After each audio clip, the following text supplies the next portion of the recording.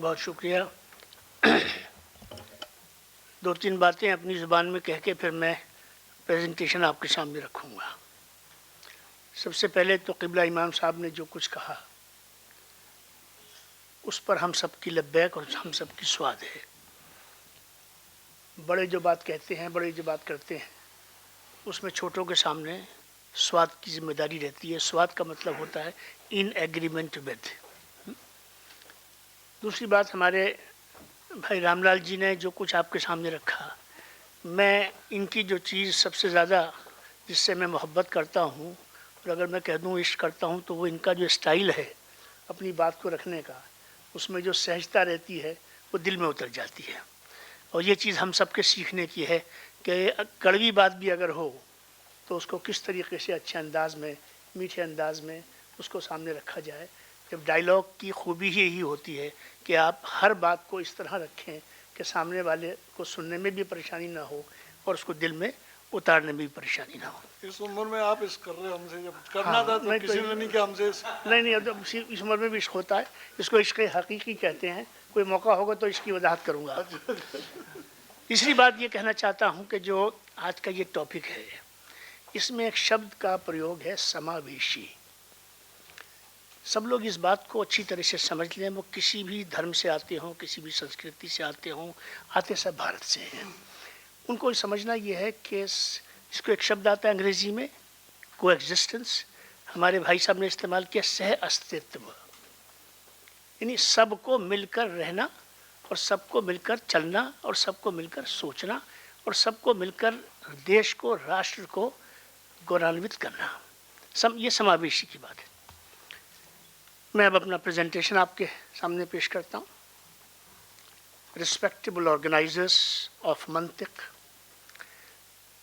Honourable chair professor Tariq Mansoor sahab, participants and all those who are present here. In 2019, Prime Minister of India, Shri Narendra Modi ji, released a 4-volume dictionary of martyrs. India's freedom struggle, 1857 to 1947. It lists names of all those who laid down their precious lives to see their motherland free from the British yoke. They came from almost every province of India, speaking as many languages and belonging to similar varieties of culture. Yet all of them had one thing in common, their love for India. One more outstanding upshot from this list is that Muslims make up around 30% of these martyrs. 30% of these martyrs. The point has to be noted down. Though it will be inappropriate if we recognize brave hearts by their religion, but for the sake of academic exploration and sometimes to deliberately illustrate this point because of some compulsion of time, we do rekindle memories of our heroes with their religious identity. Later writer, journalist, and historian Khushwant Singh was so moved by the contribution of Muslims in India's freedom movement that he said, Indian freedom is written in Muslim blood, since their participation in the freedom struggle was much more in proportion to their small percentage of population. Getting freedom from the British demanded standing up, fighting, and then laying down lives. Blood had to be the fuel of this struggle. It would call for sacrifices, and once it would be waged, it was to be fought to the death. The first Muslim who died for India's freedom was in 1750. Long before the 1857 uprising, the Muslims had mounted a brave front against the British at Plassey in 1750. But the betrayal of Mir Jafar led to the martyrdom of Nawab Siraj-ud-Daulah and the advent of the reign of the East India Company that continued to plunder India for the next 200 years. Plassey, however, taught Indians to sacrifice their lives. In 1799, Tipu Sultan decorated this determination of sacrifice with courage and bravery. He was a commander of more than 80% Hindus and wore a ring with Ram engraved on it. He was the only Indian ruler who understood the dangers that the British posed to India and fought 4 wars, martyred 4 wars to oust them from the country. He fought like a lion and was martyred to become immortal as epitome of resistance against the British rule. Tipu's army was the first in the world to use rockets, which according to late scientist President APJ Abdul Kalam were the parents of modern day missiles and rocket systems used in satellites. His name unleashed a rigor of passion and a burst of bravery in every young man. Tipu became so popular among youths of India that even today we can find boys with Tipu nicknames. In the 1857 has a whole litany of names that are signatures of bravery, but let's remember women first. As many as 225 notable women fought in various roles and laid down their lives. One name that can represent them all could be of Begum Hazrat Mahal, the unsung heroine who played a pivotal role in India's War of Independence. Being a woman, she led a rebellion against the British. She shot the British ruler, Sir Henry Lawrence, and defeated the British army in a conclusive battle at Chinhat in 1857. The 1857 actually proved to be a turnabout for Indian Muslims. The notional rule of the Mughals came to an end. Almost the whole Muslim gentry were annihilated, and poet Ghalib recalled in letters to his friends, Delhi seemed like a slaughterhouse.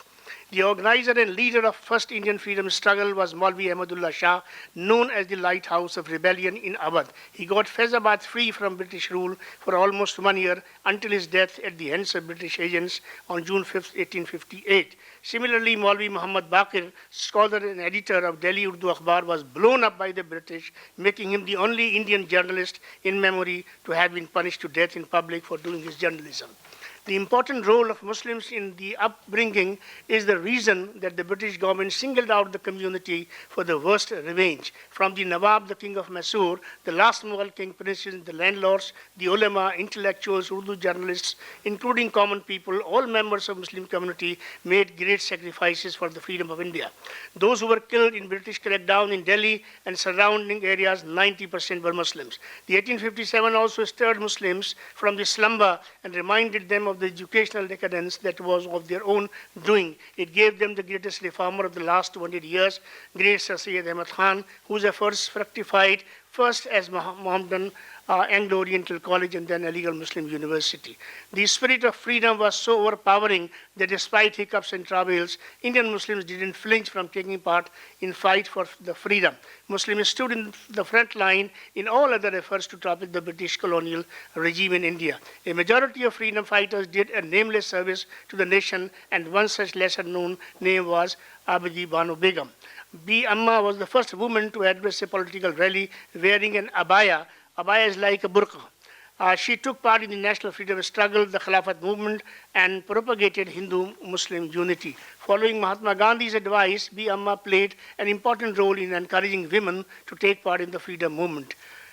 Besides figures from Indian Muslim society, the ulema had a special role in combating British rule. In fact, they brought innovation in the role of educational institutions in speeding up efforts against the British. The Reshmi Rumal Tehreek or the Silk Letter Movement was such an initiative by Deobandi leaders Maulana Mahmud Hassan and Maulana Ubaidullah Sindhi to topple the British Empire.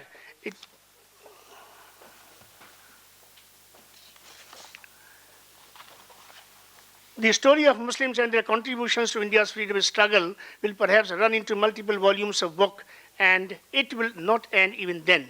We already know about popular names like Maulana Abul Kalam Azad, Khan Abdul Ghaffar Khan, Dr. Zakir Hussain and others. So let's shed some light on the role of Muslim freedom fighters also. Pre-independence Muslims were two groups, separatists organized as the Muslim League and the nationalists assembled under the umbrella of the Congress.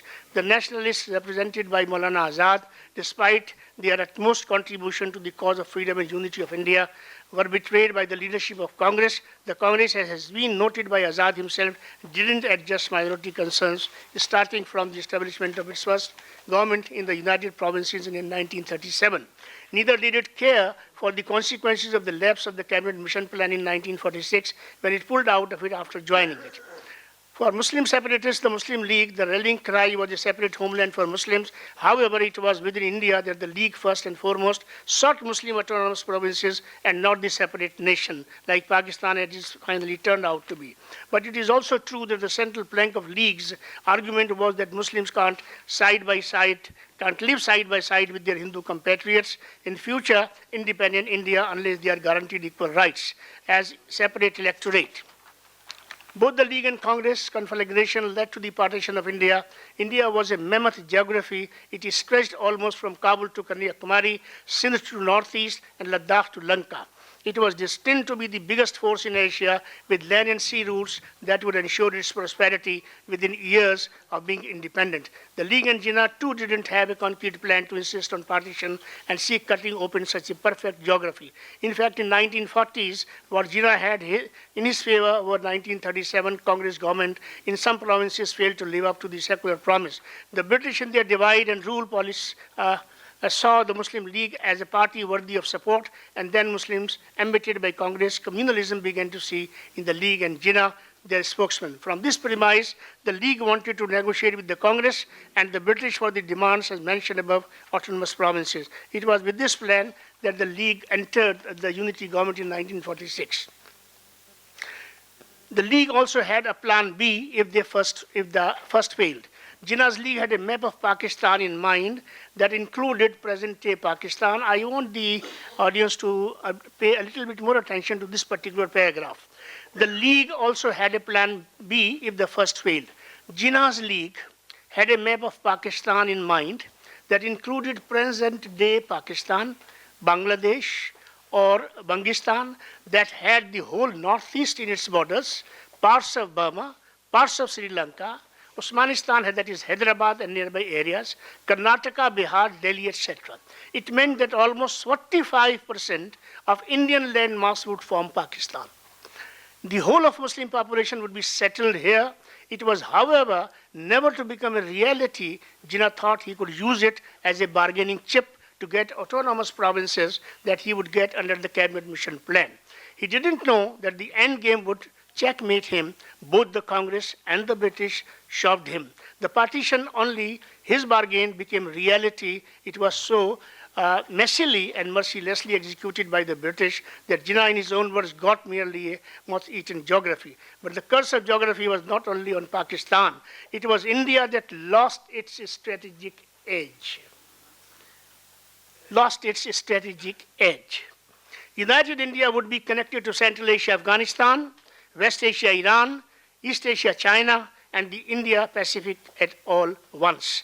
If it would have a new natural belt and road route to Europe, it would have Gwadar port that could be developed long before Singapore and Dubai emerged as world's largest commercial ports. However, follies of history are there to see for everybody.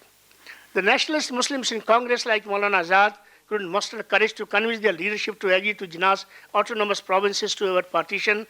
When they were being bypassed, they could come out in the open and either supported Jinnah or revolted against their leadership in protest. Millions of Muslims, Hindus, and Sikhs paid the price for this partition of land. In India, where everyone fought for freedom and a future free of worries, Muslims continue to live in the shadow of fear for different types.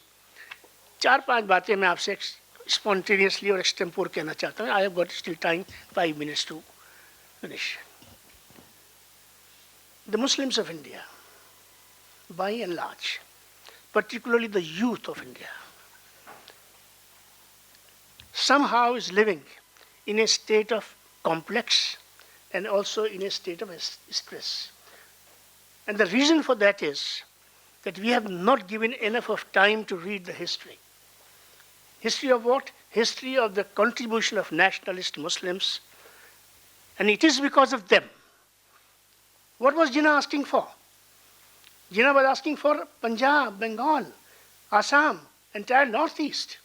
Had the nationalist Muslims gone with Jinnah, and had Jinnah could have proved that he is the sole and exclusive voice of the Muslims of Indian subcontinent, what would have been Pakistan like at that point of time? So it is the major contribution, the decisive contribution, the very crucial contribution of the nationalist team of Muslims that Indian national movement and the leadership of the Indian national movement, Mahatma Gandhi and the rest of the leadership, could convince the British that, look, when Jinnah says, I am the sole voice of the Muslims of Indian subcontinent, it was disputed because, and it was contested rather, because there were plenty of very large number of very prominent Muslim figures in the Indian national movement. And consequently, what is the map of India today that we have, it has a massive contribution of the nationalist Muslims. And last point which I want to say is that the manner in which we were divided. My brother Ramlalji would agree with me, and the rest of you should also agree with me. The cabinet plan initially came for 10 years. Then it came down to 5 years. Then it was brought down to 3 months. Then it was brought down to 5 weeks. India was divided in 5 weeks. And you will be amazed to know, particularly the youth of this country, that the earmarking of boundaries, Ramlalji, was done after a week of the declaration of the so-called independence of Pakistan and our independence. So we have to remember that hurry, what we have lost in the process. And that's the last part of my submission. What have we lost? We have lost the strategic depth of Pakistan, which is a completely failed state. Simply because of the strategic depth which we lost, because of some people who were in a hurry to get something. We lost Afghanistan. Central Asia we lost. आज हमारी एक truck जानी होती है तो हमारे पाकिस्तान से सलाम दुआ हो या सलाम दुआ ना हो, आना जाना हो या ना हो, नहीं जा सकती. एक truck. Had India been united, look at 2100 kilometers of border of Afghanistan, that would have been my border. Pakistan has got 900 kilometers border with Iran, and Iran means Iraq and then the Gulf, and it goes on. That would have been my border. So what have we lost? So two things which I am leaving with you is, one is the contribution of the nationalist Muslim freedom fighters whose contribution ensured that the map of India should not be shrinked as much as it was possible under the given set of circumstances. And second part is the people who were in a hurry in partition. हम तो 1000 बरस से रह रहे थे और 2-4-6 महीने भी रह लेते तो कोई मुश्किल बात नहीं थी. But those who were in a hurry, they have made this curry which we are facing today. Thank you so much.